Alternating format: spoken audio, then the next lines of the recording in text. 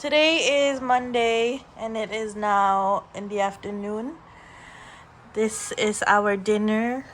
Leftover burger steak from yesterday, and then chicken, boneless chicken, Korean fried chicken, and then some sauce over there, suka over there, and vitamin C. And then we're gonna watch vlogs. Today's Tuesday and it's rainy.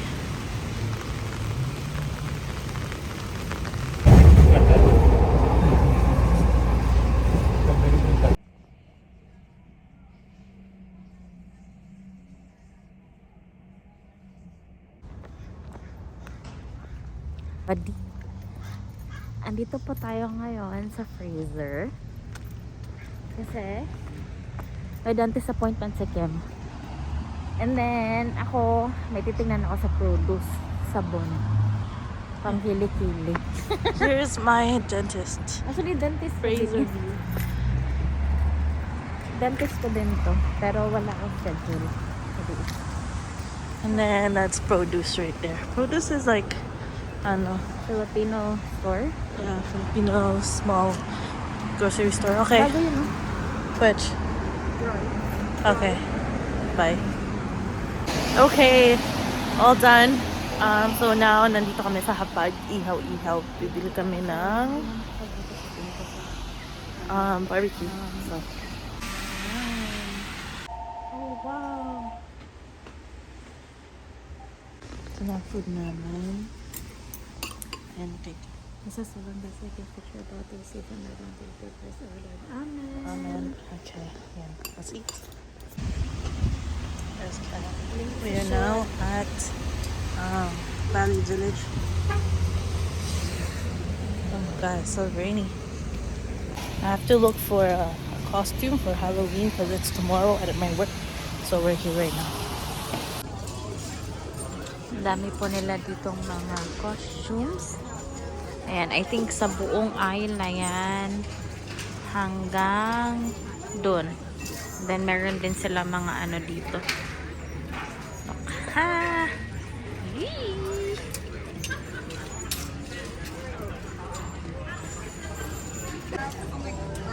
My God, natakot naman. Uy, tingnan niyo. May mga kamay-kamay doon. May mascara ako nakita na, pero ayoko kasi parang naaano ako tignan. May maraming ipin. Ayan pa. Puro mga ano yan. Sa mga costumes. So ngayon po, papunta kami ng Metro Town. Pupunta na lang kami sa mall kasi pahinahanap si Kim na wala dun sa Value Village. So, Tingnan niyo yung unan. drive na lang kami. Oo nga, tingnan nyo. Nakikita nyo ba? Kasi ang kapal-kapal talaga ng ulan at saka ang lalaki. Ayan, oh. Kita nyo? Ayan. Ayan, oh. Kita ba sa video? I think so. Yeah. You guys can hear it too. Tingnan niyo yun doon, no? Oo nga. Oh my God. Ayan. Ito. Ay, masyadong higit. Hindi masyadong. Ay, sorry magalaw, ah. Sorry.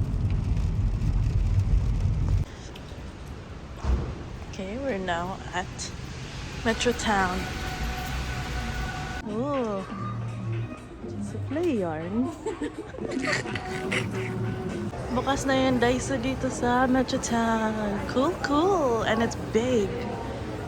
Look at this plant. It's not fake, guys, but look at that color. Wow. This one is fake. Oh no, it's real. What the heck? Ito yung nabili ko. Yung glasses. Mura lang. Pasyong Divisoria. $8 lang. And then this one goes to our garage. Amoy, ano dito, weed. Good morning, everyone. Right now, it's Thursday, and it is 6:48. So early. Anyways, look at my little outfit. I'm Dwight today. But anyways, I'm gonna go into the office now because there's nothing else to do. So I'm just gonna start working. Thank you. Hello everyone, nagbabadya na po ang bagyo dito sa Vancouver. May storm po tayo ngayon, kaya naman po super heavy ng rain dito. Ayan. Oh my God, ang bilis mo. Nakikita nyo ba? Grabe, no? Oy. So may nilalagay kami sa glass pala dati. Kailangan na namin ilagay ngayong year na to, pero hindi pa namin nagawa the other day. Oo, so may we will do it tonight. May nilalagay kami dito sa glass. Yung dati na car si Tonyo, nilagyan namin yon kaya hindi masyadong mabigat pag umuulan. Dito sa Vancouver, grabe talaga maulan talaga. Sobrang hassle pag ganito. So, ngayon, lalagyan na namin siya. Kingsway. Oo, Kingsway. Wait. Oo, totoo. Ay, bagyo pala dito. Ay, sinabi ko na. Okay, pauwi na pala kami, guys. Update namin kay mamaya. Guys, medyo nagbaha na po ditong bandang to. Ayan na po. Ayan na. Oh my God, ang lalim. Diba? Akala nyo sa Philippines lang may baha. Here too, my guy. Grabe ang baha dito talaga, guys. So, I mean, grabe ang baha. Grabe ang ulan. Di ba naman grabe ang baha? Noong nag-atmospheric rain pala dito, marami palang na ano, na marami po palang bumaha. Guys, kung nagtataka kayo kung bakit nakapolo si Kim. Because right now I'm Jeffrey Dahmer. Meron. But if you put this on, I'm Dwight Schrute. No, actually, if you put this on, I'm a McDonald's manager. And if you put my glasses on, I'm Dwight Schrute. Meron po sila kasing costume party sa work nila. Ayaw niyang magsuot ng mga anything na super crazy kasi naman para komportable pa rin na mag-work. But what I didn't know was this is already pretty crazy because nobody else dressed up. Totoo, nung hapon na nagpalit yung mga kasama niya sa work, but kanina all day siyang nakaganyan. Anyways, pauwi na kami ngayon. Yun lang. Pauwi na kami, update namin kayo mamaya. So guys, habang masyadong ma-traffic, sabi ni Kim, anong masasabi ko daw ngayon sa week namin? Masasabi ko sa week na oo nga, grabe ang heavy, no? Ewan ko, ang week ko ngayon, oh my God. Dahan-dahan lang kasi, oh no, ang baha na.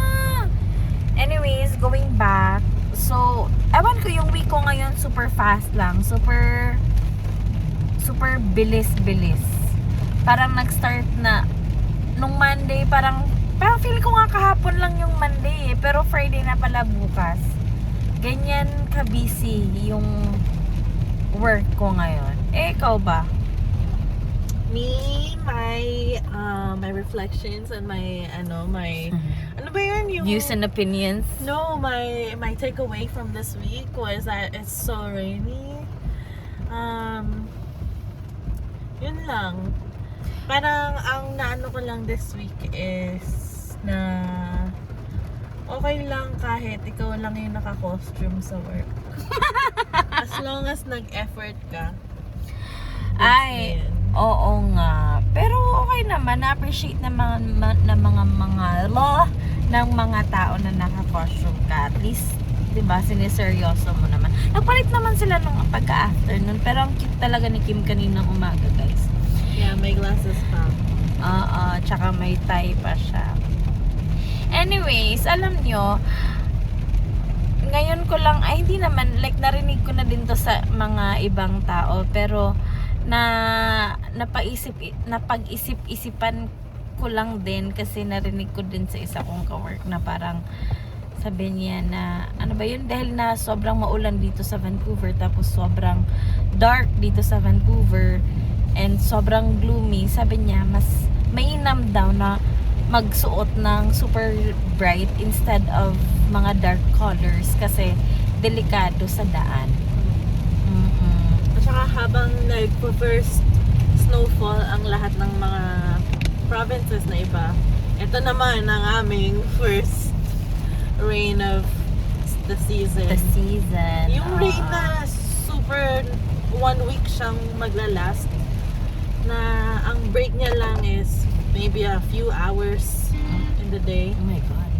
Oo. And wala, parang ganito na talaga, all winter. Ito na yung Fall aming hanggang future. winter. Oo. Yeah. So, kaya sobrang ano talaga. Hindi naman, siguro, karamihan magsasabi talaga na sobrang depressing ang weather dito tuwing fall and winter. Kasi hindi talaga kami nakakakuha ng sun dito. Yeah, but then you kind of forget about it pag katapos ng winter, kasi maganda na naman yung weather pag spring na, and then you're like, oh, this is why I live in Vancouver. That is so true. Pero yung mga gustong pumunta dito or like mga bago dito sa Vancouver or nagpaplano na pumunta dito, expect to be depressed.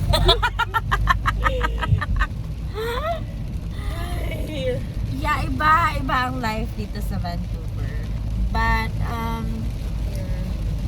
pero, alam niyo yan, hindi naman talaga kami parang nilulubog namin yung sarili. There are really times, hindi namin ipagkakaila, na sobrang sobrang Hirap ng... hindi na namin kayang ahonin yung sarili namin. Yeah. Kahit gaano pa namin pag-usapan or mag-usap kaming dalawa or we have each other para, support. Pero minsan talaga, Look at this! Look at this! minsan hindi talaga parang hindi kaya. Parang sarili lang talaga namin ang makakapag-realize later on na, ang boring naman na maging depreso, magiging okay na din kami. True. And then guys, para sa mga... Wala, tignan mo siya.